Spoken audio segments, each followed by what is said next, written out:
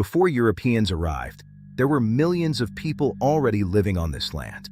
Estimates range from 10 to 18 million native people across North America. Then two things supposedly happened at the same time. Millions of native people vanished, and millions of enslaved people appeared. And we're told these two events are completely unrelated. Let's ask the simple questions. Where did 10 to 18 million native people go? The only answer we're given is that disease killed them all. Where did 4 million slaves come from? The only answer we're given is that 450,000 Africans were shipped here and multiplied. And who wrote both of those answers? The same people who profited from the land and the labor. Here's the simple logic. You can't steal a continent without getting rid of the people on it. You can't build a nation without labor. But if you can do both at the same time, erase a people's identity and enslave them, you solve both problems at once. You take their land and their bodies.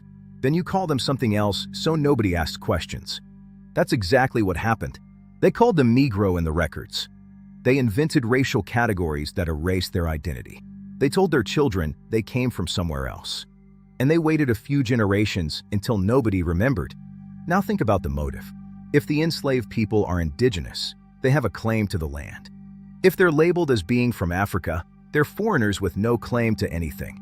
Reclassifying indigenous people as African didn't just provide free labor. It erased land rights.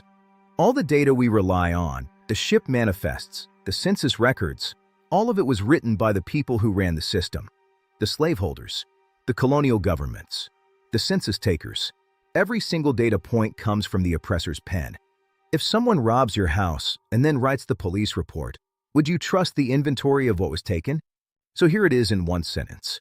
It is a lot easier to steal a continent if you convince the original owners they came from somewhere else. The numbers don't add up.